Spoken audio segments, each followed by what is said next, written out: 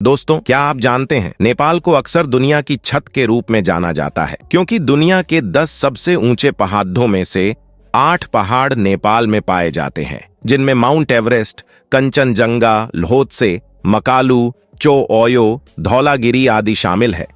जब भी हमें पता चलता है कि हमारी घड़ी औरों के मुकाबले पीछे या आगे चल रही है, हम झट से उसे ठीक करने लग जाते हैं, लेकिन नेपाल के लोगों को इससे फर्क नहीं पड़ता। नेपाल का समय माउंट एवरेस्ट के आधार पर तय होता है, जिस वजह से यहां का समय दुनिया के अन्य हिस्सों के मुकाबले 45 मिनट पीछे रहता है।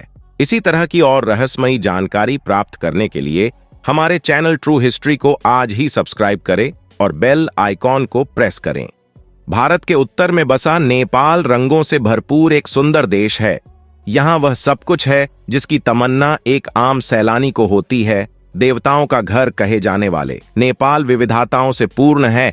इसका अंदाजा इसी बात से लगाया जा सकता है कि जहां एक ओर यहां बर्फ से ढकी पहाड़ियां हैं, वहीं दूसरी ओर तीर्थ स्थान है। तो आज हम बात करेंगे ऐसी ही कुछ खास जगहों के बारे में। मुक्तिनाथ मंदिर। दोस्तों, मुक्तिनाथ मंदिर नेपाल दर्शनीय स्थल का एक देखने लायक स्थल है। मुक्तिनाथ घाटी में यह मंदिर स्थित है। यह मंदिर भगवान विष्णु को अर्पित है और इस मंदिर में शालिग्राम शिला या शालिग्राम पत्थर की पूजा की जाती है। हिंदू धर्म के अनुसार शालिग्राम शिला में भगवान विष्णु का निवास माना गया है और इसीलिए इस पत्थर को काफी पवित्र माना जाता है। इस मंदिर को पंगुड़ा वास्तुकला से बनाया गया है। वहीं यह मंदिर हिमालय में 3700 मीटर से भी ज्यादा ऊंचाई पर मौजूद है, जिसकी वजह से इस मंदिर के आसपास काफी प्राकृतिक सुंदरता देखने को मिलती है।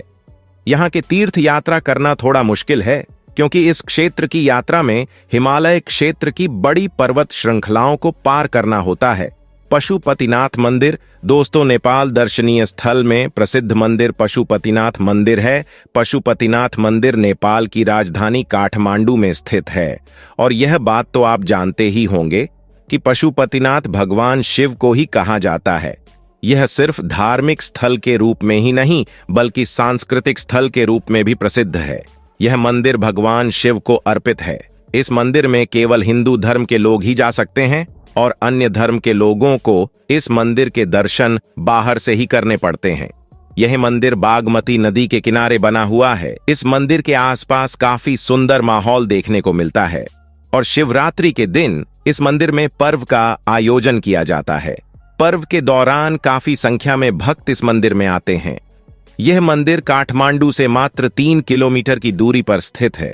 इस मंदिर में जाने का सबसे बेस्ट समय सुबह के दौरान सूर्योदय का है। जी हां दोस्तों, वैसे भी हमारे देश में कई ऐसे लोग हैं जो कि साल में 1 से 2 बार भी इस मंदिर में जाकर भगवान शिव के दर्शन कर लेते हैं। कहा जाता है कि यहां आने के बाद आपके मन को बहुत शांति मिलती है और आपकी सोच बदल जाती है। आप इस दुनिया की सच्चाई को समझने लगते हैं। अगर आप नेपाल जाएं तो इस मंदिर को जरूर विजिट करें। काठमांडू शहर। दोस्तों, काठमांडू शहर नेपाल दर्शनीय स्थल की शोभा बढ़ाता है। नेपाल की राजधानी काठमांडू में शाम के समय सैर करने का एक अलग ही आनंद आता है। दरअसल काठमांडू हिमालय के पहाड़ों से घिरा हुए और ऐसे में शाम के समय यहाँ का मौसम काफी सुहाना हो जाता है। साथ में ही इस जगह पर नेपाली ट्रेडिशनल डांस और कई तरह के कार्यक्रमों का आयोजन भी समय समय पर होता रहता है। काठमांडू में आपको शॉपिंग करने के लिए भी काफी कुछ मिल जाएगा। काठमांडू नेपाल का बेहद ही खूबसूरत शहर है दोस्तों। साथ ही इस शहर में आप सनराइज का भी मजा ले सकते हैं। कहा जाता है कि सुबह सुबह जब धूप खिलती है तो यहाँ का नजारा बेहद खूबसूरत होता है। साथ ही अगर आपको नेपाली खाने का शौक है और यहाँ के खाने का स्वाद लेना चाहते हैं तो आपको एक से बढ़कर एक रेस्टोरेंट भी मिल जाएंगे। दोस्तों, इस शहर की सबसे अच्छी बात यह है कि यह ओवरक्राउडेड नहीं है, यानी कि आपको कभी भी ऐसा नहीं लगेगा कि आप भीड़ भाड़ का हिस्सा है। तो नेपाल आप जब भी जाएंगे आपको इस शहर का दर्शन तो करना ही पड़ेगा, क्योंकि दोस्तों यहीं पर सारी फ्लाइट लैंड करती हैं। भगवान राम का ससुराल यानी कि जनकपुर। दोस्तों, रामायण की कहानी तो सबको पता ही है। आपको पता ही होगा कि भगवान राम का ससुराल नेपाल का जनकपुर है। जी हां दोस्तों, जनकपुर नेपाल का प्रसिद्ध धार्मिक स्थल है और यह नगर प्राचीन काल में मिथिला की राजधानी माना जाता है। यहाँ पर प्रसिद्ध राजा जनक थे जो सीता माता के पिता थे। दोस्तों, आपको बता दें कि आज भी हमारे देश में मिथिला की जय जयकार है। बिहार के कुछ जिले जैसे कि दरभंगा और मधुबनी मिथिला का हिस्सा है। आप जनकपुर जाकर मां सीता के महल के दर्शन कर सकते हैं। दोस्तों, जनकपुर में आज भी वह धनुष वैसे का वैसा ही रखा हुआ है जिसे तोड़ने के बाद भगवान राम की शादी माता सीता से हुई थी। अगर आपको रामायण से प्यार है तो जनकपुर में आप रामायण के हिस्से को जी लेंगे। माता सीता के दर्शन आपको मिल जाएंगे। Sagarmatha national park. दोस्तों, सागरमाथा नेशनल पार्क भी नेपाल का एक बड़ा पर्यटन स्थल है जो उद्यान नेपाल दर्शनीय स्थल में 4 चांद लगा देता है। सागरमाथा नेशनल पार्क बेहद ही सुंदर जगह है और इस उद्यान से माउंट एवरेस्ट को भी देखा जा सकता है।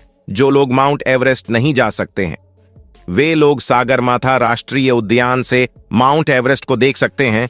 इस पार्क में आपको कई तरह के पक्षी और जानवर देखने को मिल जाएंगे। इस पार्क को प्राकृतिक विश्व धरोहर स्थल का दर्जा भी प्राप्त है।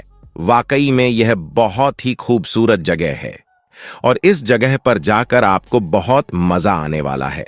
वैसे भी दोस्तों, जो भी नेपाल के दर्शन करने निकलते हैं वह सागरमाथा नेशनल पार्क तो आते ही आते हैं। आप भी जरूर जाइएगा। पोखरा। दोस्तों, पोखरा नेपाल दर्शनीय स्थल का एक और प्रसिद्ध दर्शन स्थल है।